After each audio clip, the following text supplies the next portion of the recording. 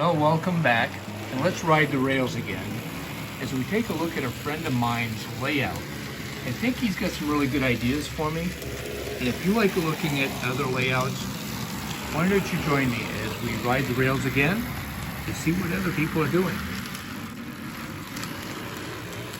Okay, so we have arrived at another location with my friend Lloyd Wesley, who has a layout he's going to show us. And of course, my brother has come along for antics. And what can you tell us about whether or not you're DC or DCC? Well, I run both. I run DC because I work on a lot of old engines, as you can see over here. Are they old? They're old. They're older than you. I've got some here from the 1950s. And from the 1930s. Wow. I've got some of those switch tracks too. Some of those switchers. And this one here. No, I don't have one that old. Yeah, that's a bona fide antiquity. How old is that one, you think? I really don't know. It's a pin line, and I know it's from 1940s. Wow. And it still runs. Here, hold that for a second. See how heavy that is. Wow, That's all metal. Huh. And it's belt driven. Oh, yeah, it's heavier than my locomotive. It's got a belt driven in it right there. See? I saw one of those at the Amherst. Yeah. If you look, they're there, but don't even begin to ask how much you pay for it. Yeah. And then this one here is even older. This is another pin line, but it doesn't run. I don't remember. I don't think this one runs. You haven't run it? Well, I don't remember. I took the paint off of it. So you got quite a collection here. Well, the guardrails help guide the wheels on the horizontal plane. Oh yeah, okay. And I noticed up at the Amherst show, they had one lift like this, and they used a horizontal clamp, one of those clamps that push down. Like right here. And I'm going to modify this a little bit, and I'm going to put one here to help hold it, because this right here moves. This table isn't fastened down, it floats on top of that. And so you need something to guide it into position and hold it there. I need something to hold us down a little bit more than gravity. And that's all. What's holding this in place, I got the guide pin here. That drops. See how I see that again? See the guide pin? Oh yeah, okay. And that holds it and drops right down in place. And then you lock it with your... I don't lock with anything. You have a pin here to lock with. Oh, I do? Oh, I guess I did. I never use it because nobody ever comes in here. And again, it's wired. Can you show me that wiring again? Can you lift that up? Well, and it's fastened to the wall. You see this big old apparatus here. Right. These two big brass hinges. So it has very little lateral movement. Let go. Now it's, You did. The latch went in. And your drops are right there. Yeah. Okay. Yeah. All right. And this is one thing I didn't get the right length. I wanted to go all the way over, but it was a little bit too long. But It works. Yeah. That's why the chain's there to hold it up. Okay. I mean, it goes all the way around the room. You're running mostly CSX, from what I see, right? Yeah. You know how much track you have? You mean distance? Yeah. I never measured it. I just got as much track as I could squeeze into this room. Yeah. That's basically it. That's about what we do. Except my brother has a huge garage he's trying to fill up. Well, I only have a little basement. Okay, what do you got? This is a control panel where you can either pick DC or DCC. And with DCC, you have to have the ability to have a program track or a mainline track. And my program track is right here, from here to here. And a program track is what you use to program the loco with different parameters and stuff. You have to program a number so that you can control the engine. So I can switch this area from either the program track or main track.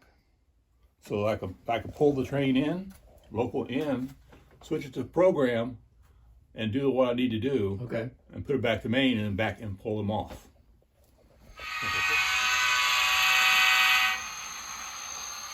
So you are on DCC now. Right. And this is a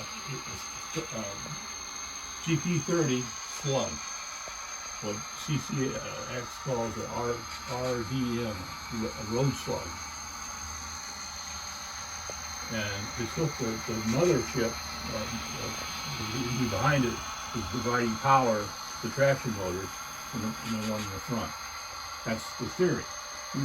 But in the actual, in this case, the one in the back is actually a dummy engine.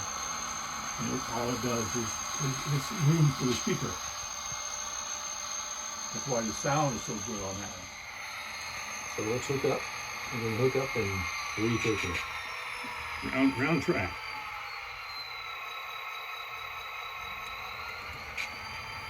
Nice. Very smooth. I love the control that you have. That's why I got my new power pack, so I can have better control over it. But not like this. That is really nice. I'll show you where the control actually is coming from. Track Magic, is that to clean the rails? Yeah. Yeah. That's going over where the bridge starts. Now keep in mind, nothing's ran on this track in a year. Wow. I have not ran a thing on this. So you haven't cleaned it? I haven't cleaned it.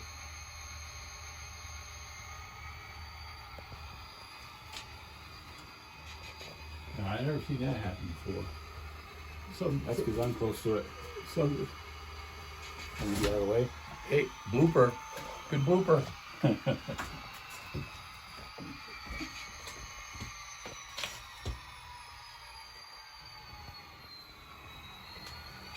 Got some dust on there or something? No. I think It jumped a little bit when it first hit I saw on the that. track over there. There we go. these three bodies go on this system. It has a central motor that powers to this gear train that drives the bottom wheels. And it has a drive line that goes to the rear chassis that drives those wheels, and one that goes to the front and drives those wheels. So that one motor drives all Oh, wow. things. Why do you have it apart right now? I'm changing from an FB1 to an FB2. And these are a little bit bigger, so I'm having to modify the distance between Gotcha. them. Yeah. And I'm going from one decoder to two. I'm putting another sound decoder in here so that they'll have two separate sounds for so that the engine. So right now you only got the sound of one engine in two places.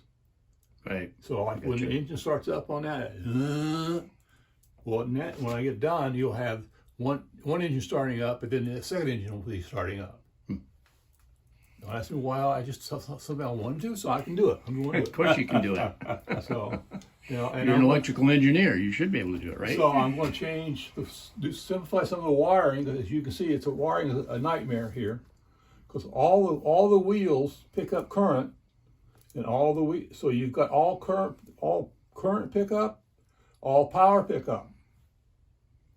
This is lead weight. This thing weighs a pound. Wow. For each one of these. Wow. I think that's what I figured out. Got some heft to it.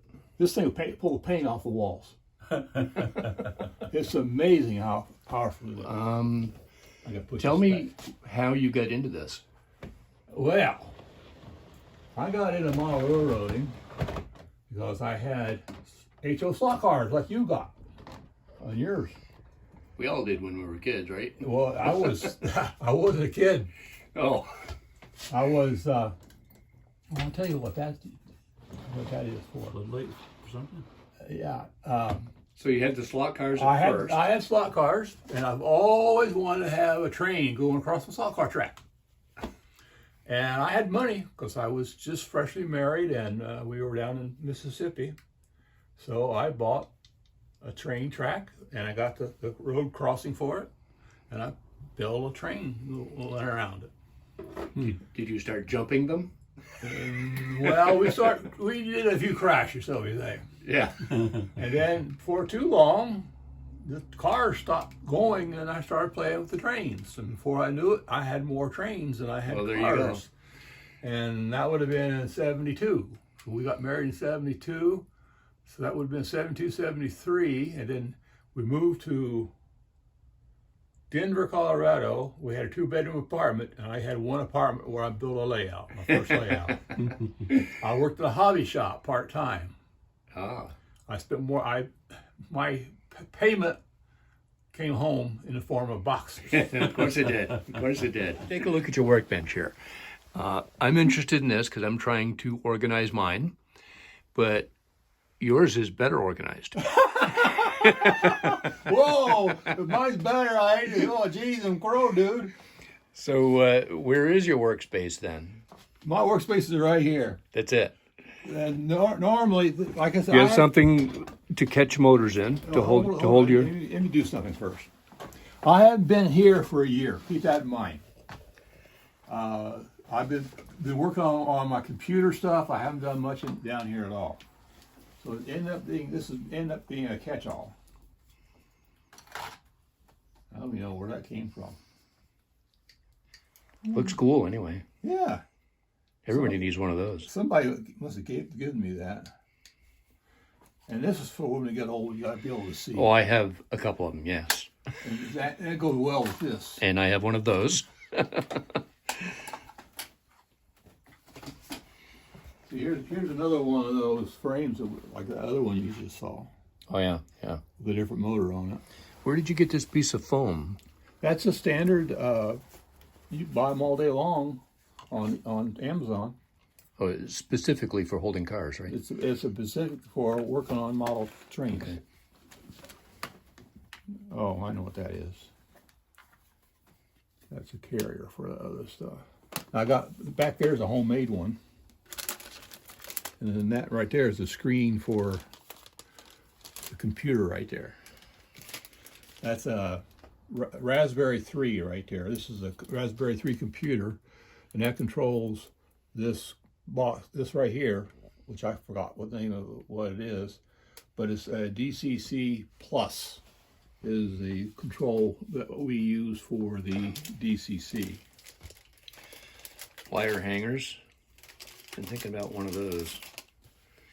Gotta find a place to put it. Can you move that white box? Because I see something behind the box.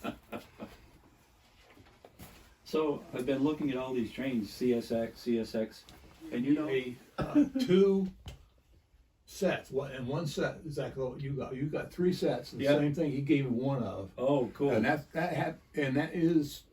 has been converted from. It's now DCC. Oh, it is. Yeah. I put a converter in it. Just out of curiosity, what's the grade on that rail right there? I have no idea. You don't know, do you? Where you got your thing on you, Ken? I can do it. I got one of those. So what for a layout like mine is more, and Mike's more scenery and buildings. Would this be considered a track? This is an engineer track. Okay, I engineer track. do stuff. My trip is working on the engines. Yeah. Yeah. I'm not into the scenery stuff. I mean, I did that. I've done that. It's nice. I kind of enjoy watching you guys do your stuff. Especially I enjoy his. And on this whole track, I see one building. Yeah, Is yeah, I that noticed for, that. for overnighters? No, that's because I want someplace to put it. Well, I've got I think this box right here is full of buildings. Oh yeah, yeah. And I got another box in another storage area. that's Oh, full I'm of sure. buildings Yeah. that I've collected over the years. And I got tons of buildings if I want to put them up. I just don't have any desire to. Yeah. That is interesting. Everybody has a different look. Well, Yeah, that's, exactly. That's the thing about model. Like the guy says on What's Neat This Week, model trains is the best hobby there is. You can be a painter, you can be a Yeah. senior guy, you can be an electrician, you can be a carpenter, you can be anything you want to do. You can build a model. You could be the plywood king, or in this case, the foam king. Yeah. But I run trains. I'm not interested in this other stuff. Yeah. But yet you have the tools to do a lot of weathering, and you've done a lot of weathering on these I cars. do this. I do some weathering because I like weathering, but I draw the line at doing graffiti. I can't do the graffiti. I bought the decals for it, Well, which will be coming out. I'll do some of those in a I while. won't even do decals. Well, a some true too. modeler won't, I but got some too, but I can't do that. No, I don't even. I wouldn't even begin. No. I don't do it out of principle. I don't do it because I don't think they should be on there to start with. Oh, yeah. Well, And I think by doing it and putting it on your models, you are enforcing the people who do that crap. encouraging it. Yeah, I that's the word gotcha. I was looking for. So you Yeah, have a yes. triple switch here, an old Pico, right? Yeah. Oh, How old is that? I think I picked that up in Germany when I was there the first time. So that's the 72 to 75 to 78. 50 years. Yeah, that would be 50 years. Isn't that something? And I like the switch that you're using there. Did you make these, that? No, these are caboose. Oh, okay. They're standard caboose switches. It's what I want to put on mine eventually. Well, when you get ready, let me know. I've got something to sell you. I'll give them to you for $1 a piece. All right, They go for $3 a piece. cool.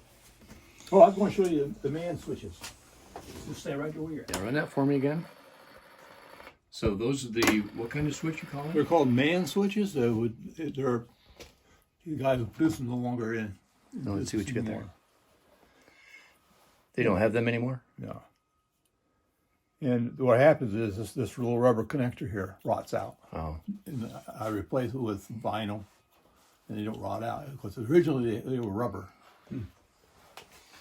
so in conclusion here, of all the layouts that you've done in the past, what's your favorite one? Where would it?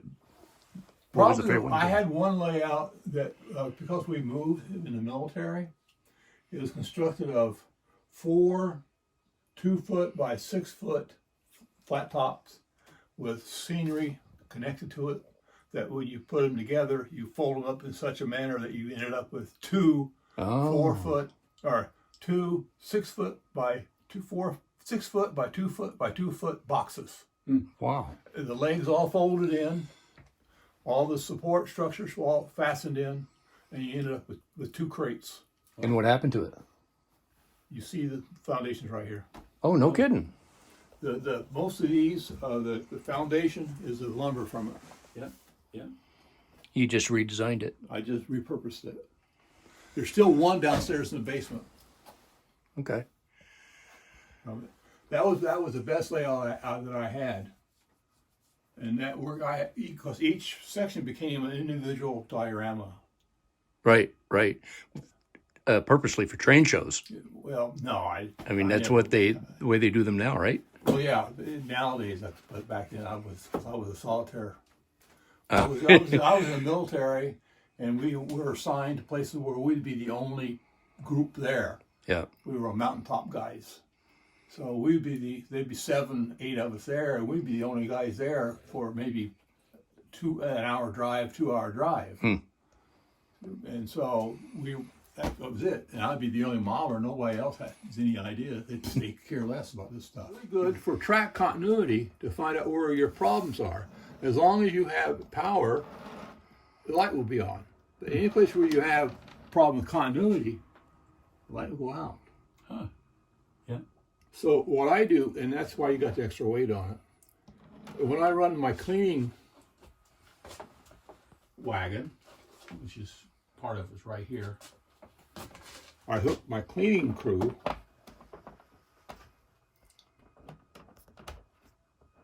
up to it, and then I have probably that one there when it's working, and I'll pull this around and clean the track, and this will tell me how clean it is. And when I start, this light will flicker.